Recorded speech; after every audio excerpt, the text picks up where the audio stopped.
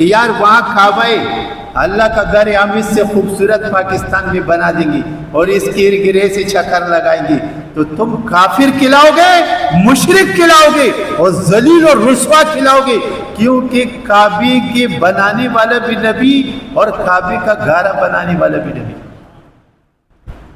کعبے کے لیے نبی کا ہاتھ چاہیے، کیا چاہیے؟ نبی کا ہاتھ چاہیے کعبے کے لیے۔ اب ابرہہ نے تو گھر بنا دیا، ٹھیک ہے، اب کوئی بندہ کہے کہ یار میں تو ادھر کعبہ بنا دوں گا، لاہور میں بنا دوں گا، یا ادھر کراچی میں بنا دوں گا، یا میں فیصل آباد میں بنا دوں گا، ٹھیک ہے، تو یہ وہ لوگ یاد رکھیں کہ کعبہ جو کعبہ ہے نا، کعبہ اس کا شریک نہیں ہو سکتا ہے، یہ ایک جگہ بن گیا، اور یہ ایسی جگہ بنا کہ اللہ نے اس شہر کی قسم کھائی ہے۔ کدھر کھائی ہے؟ فرمایا لا اقسم بہذا البلد، مجھے اس شہر کی قسم، مکہ شہر کی قسم، ٹھیک ہے، کعبہ بن گیا۔ اب جو ہے اس نے جب کعبے کے مقابلے میں کعبہ بنا دیا نا، ابرہہ نے جب بنا دیا کعبہ بنا دیا، اس نے اعلان کر دیا کہ لوگوں اب میں نے کعبہ بنا دیا ہے اور اس سے اچھا بنایا، ٹھیک ہے، حبشہ میں۔ تو یار دیکھو، اگر حبشہ میں کعبہ بنانا ناروا ہے تو بلوچستان میں بنانا روا ہے؟ بولو نا یار، ہاں، اگر کعبہ جو ہے حبشہ میں ٹھیک نہیں، ہاں، تو لاہور میں ٹھیک ہے، پنڈی میں ٹھیک ہے، فیصل آباد میں ٹھیک ہے، ٹھیک ہے، جب وہاں ٹھیک نہیں تو کہیں ٹھیک نہیں۔ آپ کعبے کا نقل نہیں اتار سکتے، کعبے کا نقل نہیں اتار سکتے آپ۔ یہ بن گیا، اعلان کر دیا اس نے کہ میں نے کعبہ بنا دیا، اب سارے دنیا کے لوگ آ کے اس کا طواف کرو، اس کی زیارت کرو، اس کی عبادت کرو یہاں۔ تو ادھر ایک بات یاد رکھو، مکے کے اندر جو لوگ بتوں کی پجاری تھے نا، بت 360 بت آپ علماء سے سنتے ہو لگے ہوئے تھے، کوئی کس بت کا پجاری تھا، کوئی کس بت کا پجاری تھا، کوئی کس بت کا پجاری تھا، مشرکین تھے، ٹھیک ہے، وہاں اور شرک کرتے تھے، اور ان کی چڑھاوے اور ان پہ چادریں اور ان کے نام کی دمبے بکرے یہ وہ سب حلوہ یہ کرتے تھے۔ لیکن وہ جیسے بھی لوگ تھے وہاں مکہ شہر کے اندر رہنے والے عرب جو تھے، وہ بھی یہ نہیں چاہتے تھے کہ اللہ کے گھر کے مقابلے میں کوئی گھر بنے، وہ مشرک بھی نہیں چاہتے تھے، وہ بھی برداشت نہیں کرتے تھے یہ بات کہ اللہ کے گھر کے مقابلے میں کوئی گھر بن جائے۔ اس نے اعلان کر دیا، اعلان جب کر دیا نا تو وہاں کوئی عرب تھا حبشہ میں، اس نے بھی سنا، وہ کوئی مشرک تھا، مشرکین مکہ تھے نا عرب جو تھے، یہ خانہ کعبہ کا بڑا خیال رکھتے تھے، بہت خیال رکھتے۔ روایات کے اندر یہ آتا ہے کہ ابو جہل نے اعلان کر دیا، یہ کعبہ بن رہا تھا نا، تو اس نے چندے کا اعلان کیا کہ چاندہ دے دو، یہ بنا رہے ہیں ہم، کعبے کو بنا رہے ہیں، تعمیر کچھ کام تھا۔ تو اس نے کہا کہ جو بھی پیسے جمع کرائے نا وہ حرام کے نہ ہو، ابو جہل نے کہا وہ پیسے حرام کے نہ ہو، ٹھیک ہے، حرام کے نہ ہو، حلال کے پیسے ہوں، حلال کے پیسے۔ ابو جہل نے کہا یہاں بنا رہے، پیسے جمع ہو گئے، جمع ہونے کے بعد جو ہے وہ تعمیر جو تھی وہ ہو گئی، ایک جگہ جو ہے وہ رہ گئی۔ آپ دیکھتے ہوں گے تصویروں کے اندر جو ہے نا ایک جگہ ایسی چھوٹی سی دیوار ہے لگی ہوئی، اس کو کہتے ہیں ختیم، وہ پرنالہ لگا ہوا ہے، ختیم شریف، یہ بھی کعبے کا حصہ ہے، لیکن یہ پیسے نہ ہونے کی وجہ سے رہ گئی، پیسے نہیں تھے، حلال پیسے نہیں تھے، یہ رہ گئی، ٹھیک ہے۔ تو اس سے پتہ چلا کہ جہاں مسجد مدرسہ ہو نا، بندہ بنائے تو پیسے ایک دم پورے ہوں، حلال، ہاں حلال، بڑی مسجد بناؤ اور حرام کے پیسوں سے بناؤ، اس میں قالینی لگی ہوئی ہو، حرام کے پیسوں کی لگی ہوئی، سود خوروں اور شرابیوں کی لگی ہوئی، پنکھے لگے ہوں حرام کی لگے ہوئی، تو پھر جھوپڑی کی مسجد میں جو نماز پڑھنے کا مزہ ہے وہ اس مسجد میں نہیں۔ بات سمجھ؟ ابو جہل نے کہا پیسے لاؤ تعمیر کے لیے، مگر پیسے حلال کے، حرام کا نہ۔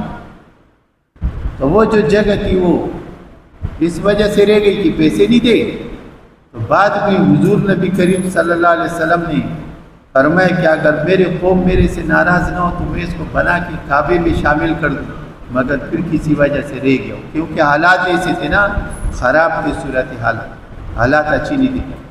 تو کعبے کے لوگ جو تھے نا، جو مشرکین تھے وہاں، وہ مشرکین بھی کعبے کے مقابلے میں کعبہ برداشت نہیں کرتے۔ بات سمجھ رہے؟ اگر آپ میری اتنی سی بات سمجھ گئے نا تو اس سے آپ خود نتیجے نکال لو۔ اتنی سی بات اگر آپ سمجھ گئے کہ وہ جو لوگ تھے نا، وہ جو 360 بت انہوں نے سجائے تھے کعبے کے مقابلے میں، وہ بھی کعبے کو برداشت نہیں کرتے۔ وہ مشرک نہیں چاہتے تھے کہ جو اللہ کا گھر کعبے میں مکہ میں ہے ایسا گھر کہیں اور بھی ہو، وہ نہیں چاہتے تھے۔ اب جو ہے یہ کہ وہاں بھی کوئی تھا، ادھر حبشہ بھی، تو اس نے جب دیکھا اس کو بڑا دکھ لگا، بہت اس کو افسوس ہوا کہ یار کعبے کے مقابلے میں اس نے کعبہ بنا دیا ابرہہ نے، اور یہ کہتا ہے کہ جیسے کعبے میں عبادت ہوتی ہے ایسے عبادت یہاں کرو، اور اس کے ارد گرد چکر لگاؤ، طواف کرو۔ وہ بھی مشرک تھا لیکن اس سے برداشت نہیں ہوا عبادت۔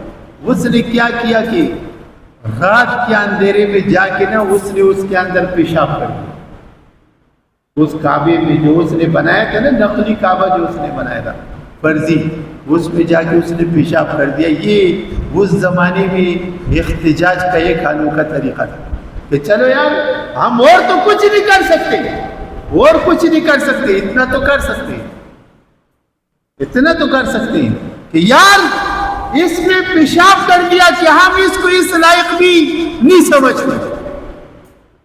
ٹھیک ہے، اب جب وہ جو لوگ تھے وہاں، جو مجاور جو تھے، چوکیدار جو تھے، وہ کہیں سوئے ہوئے ہوں گے، وہ جب صبح اٹھے، آہا یار یہ کس نے، یہ تو کسی نے ناپاک کر دیا۔ اس نے جا کے ابرہہ کو کہہ دیا کہ صاحب وہ جو آپ نے جو گھر بنایا تھا کعبے کے نام سے، اس کو تو کسی نے ناپاک کر دیا، رات کے اندھیرے میں نہ کوئی یہ کام کرے۔ ابرہہ اسی وقت اٹھ کے بیٹھ گیا اور اس نے کہا کہ میں قسم کھاتا ہوں اس وقت تک چین کی نیند نہیں سوؤں گا جب تک میں جا کر اس کعبے کو زمین سے پھٹ کی نکال کی باہر نہ پھینکوں، میں چین کی نیند نہیں سوؤں گا، آرام نہیں کروں گا۔ اور تیاری کرو۔ تیاری شروع ہو گئی، فوج شروع ہو گیا، اور یہ کیا نام ہے، 7 ہاتھیوں کا لشکر، گھوڑوں کا لشکر۔ گھوڑے اس زمانے کے ایسے ہتھیار تھے جیسے اس زمانے کے ٹینک تھے۔ گھوڑے پالے جاتے تھے، گھوڑے، ہاتھی، اونٹ، خچر، گدھے، پیادل۔ علماء اور مفسرین لکھتے ہیں کہ لاکھوں کا لشکر تھا۔ کتنا تھا اس زمانے میں، جہاں انسان بہت کم تھے، لاکھوں کا لشکر تھا، لاکھوں کا لشکر۔ ابرہہ نے تیار کیا اور روانہ ہو گیا وہاں سے۔ بھئی کس لیے، کدھر جا رہے ہو؟ بھئی ہم جا رہے ہیں وہاں کعبے کو کوٹنے جا رہے ہیں، گرانے جا رہے ہیں۔ یہ وہاں سے نکلے، بستیاں راستے میں تھی، کسی کو ہمت نہیں ہوئی کہ اس کا مقابلہ کرے۔ لاکھوں کا لشکر ہے، ساز و سامان ہے، ہاتھی ہیں، گھوڑے ہیں، خچر ہے، اونٹ ہے، پیادل ہے، لاکھوں کا لشکر۔ حبشہ سے نکلا، یہ کدھر جا رہی ہے؟ خانہ کعبہ کو گرانے جا رہے۔ نکلے وہاں سے نکلے تو ایک سردار راستے میں تھا، اس نے ہمت بھی کی، مارا گیا۔ ایک اور نے ہمت کی، وہ بھی مارا کہ وہ اتنے لشکر کے سامنے کون کیا کر سکتے، کچھ بھی نہیں کر سکتے۔ یہ لشکر وہاں سے ہوتے ہوتے ہوتے ہوتے ہوتے یہ پہنچ گئے خانہ کعبہ سے تھوڑا فیصلے پہ جا کے نا، یہ لشکر جو ہے یہ وہاں ٹھہر گیا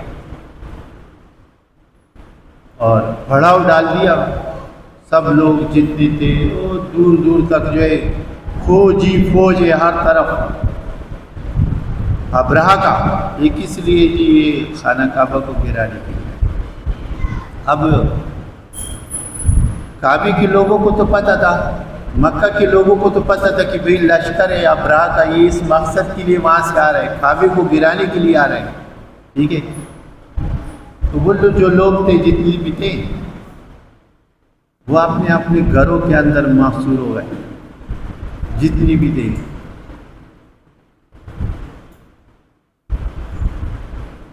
اب مشرک جو ہوتا ہے نا، مشرک اس کی قسمت میں جہاد نہیں ہے، ٹھیک ہے۔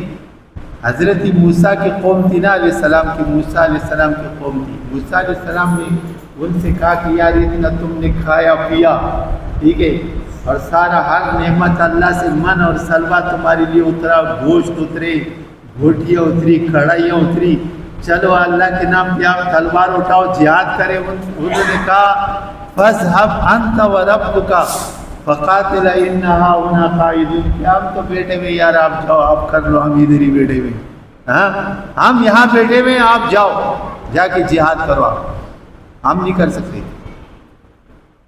یہی حالت یہاں کی مشرکوں کا تھا۔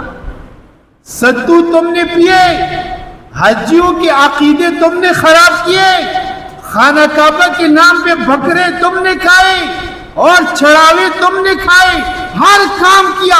یار یہ ابرہہ آئے بھائی، چلو تلوار اٹھاؤ اور اٹھا کر اس کے مقابلے کے لیے نکلو۔ انہوں نے کہا یار جانے دے یار، ابھی گھر ہی گرائے گا نا، اور کیا کرے، گرا دے۔ ایک بندہ ہمت کسی نے نہیں کی کہ چلو ہم اٹھے اور اٹھ کر جو ہے نا ہم مقابلے بھی نکلے کہ چلو یار آپ بھی کیوں گرانے دے، نہیں، سارے چھپ گئے۔ اب ابرہہ جو ہے اس نے جب اپنا وہاں پر پڑاؤ ڈالا نا کہ یار کوئی تو نکلے گا، کوئی تو نکلے گا۔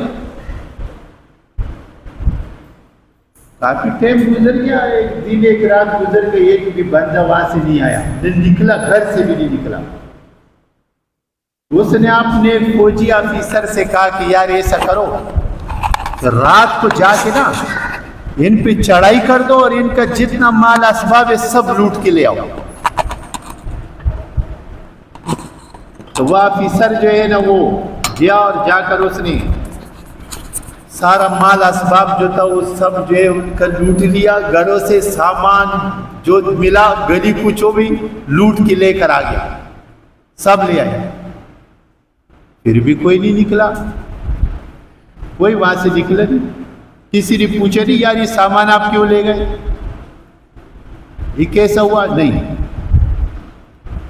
جب نہیں نکلا نا تو ابرہہ نے کہا کہ یار یہ بھی نہیں نکلے، بڑے عجیب لوگ ہیں یار، ہم نے ان کا سارا سامان لوٹ لیا، ٹھیک ہے، اور یہ پھر بھی نہیں نکلے گی۔ اب ایسا کرو، اب دو بندے جاؤ، جا کر ان سے کہو کہ یار تمہارا اگر کوئی سردار ہے نا، سردار جو تم میں بڑا ہے، اس کو لے کر آ جاؤ، ہم اس کے ساتھ مذاکرات کرتے ہیں، ہو سکتا ہے ہماری اور تمہاری بات مذاکرات بھی ہو جائے، حل ہو جائے، مسئلہ حل ہو جائے۔ کسی کو لے کر آئے۔ اس وقت جو سردار تھا، جو بڑا تھا نا، وڈیرا جو تھا، بڑا سردار جو تھا، وہ عبد المطلب تھا، حضور کا دادا عبد المطلب، ابو طالب کا والد عبد المطلب سردار تھا، اور اس کے سردار ہونے کی نشانی یہ تھی کہ 200 اونٹ اس کے اسی مال جو لوٹا نا اس کے اندر آ گئے تھے، اسی میں 200 اونٹ عبد المطلب کے آ گئے تھے۔ تو اس کے سردار ہونے کی نشانی تھی کہ وہ اتنا مالدار تھا، اتنا اس کے پاس تھا 200 اونٹ، یعنی ایک اونٹ کا معنی اس زمانے میں ایسا تھا نا، جو اونٹ کسی کے پاس ایک ہوتا تھا، جیسے اس زمانے میں کسی کے پاس ایک ٹرالا نہیں جو سوراب بورڈ سے چلتے ہیں لاہور، یہ جنات، وہ ایک اونٹ کا معنی یہ تھا، اس کے پاس 200 تھے۔